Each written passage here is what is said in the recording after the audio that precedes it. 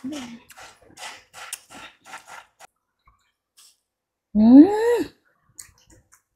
Hello guys, nagbabalik na naman ang inyong lingkod na si Karen Musa. So for today's video guys, tayo ay magmumukbang ulit ng ito. Ano to? Strawberry. So strawberry, yan ang tawag dyan kasi social. Strawberry.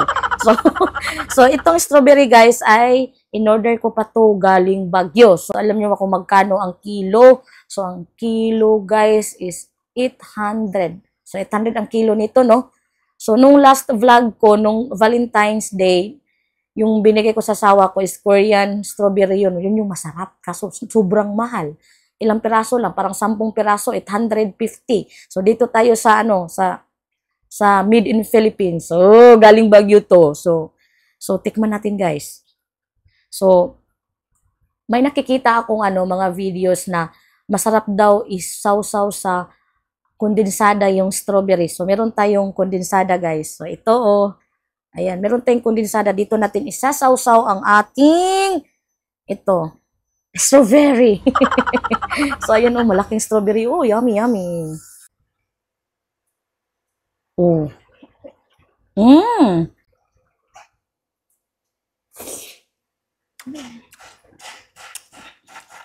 Mm-hmm.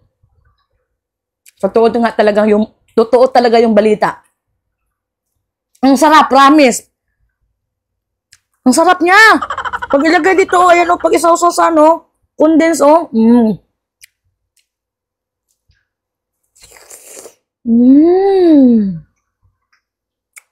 Yummy.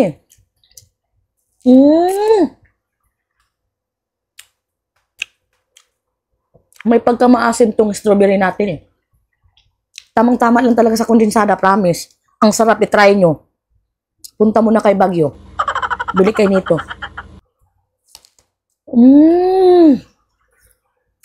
Sarap talaga siya, promise. Rate ko ng 1 to 100. 200 na naman. Ang hayo.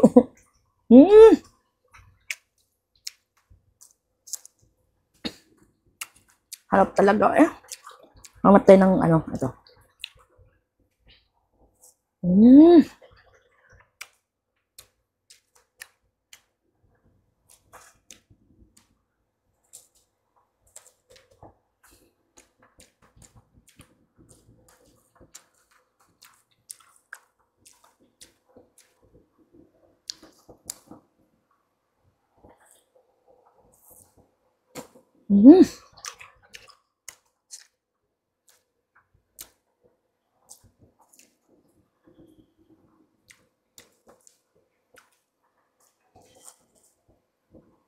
Dapat pati dahon kainin kasi sobrang mahal.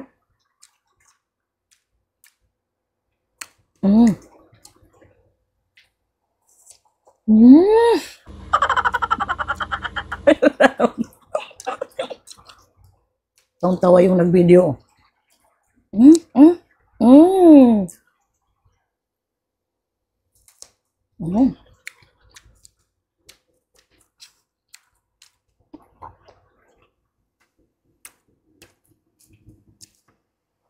Ganito pala kamahal yung strawberry, no? Magtanim lang tayo ng strawberry dito sa bahay, ilagay sa aircon, sa loob ng kwarto, para malamig.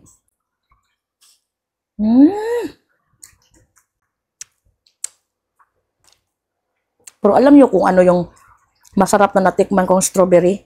Yung sa Korean. Strawberry na mga Koreano. Andun kasi si Upa eh.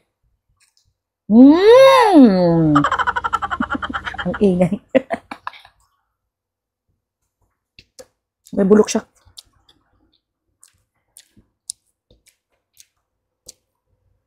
Ito.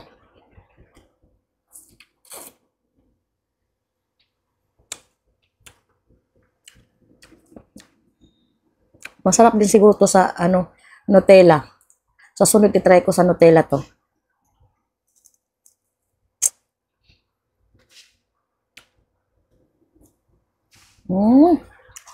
Sarap.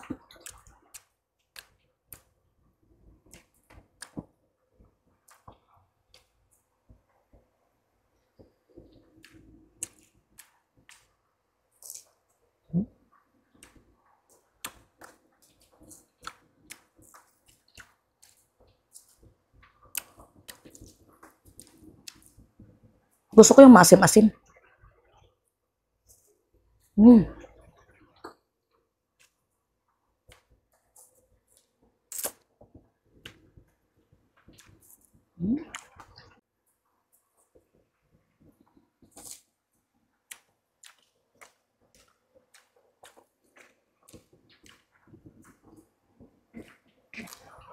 Mm.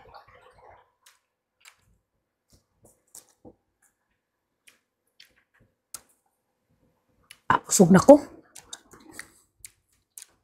Bilis ko mabusog. So last na lang to guys kay nabusog na jud ko. Ibusog na ako kanina, kumakain na din ako nito kanina eh.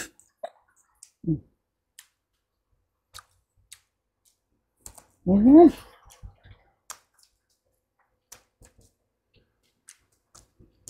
Mm.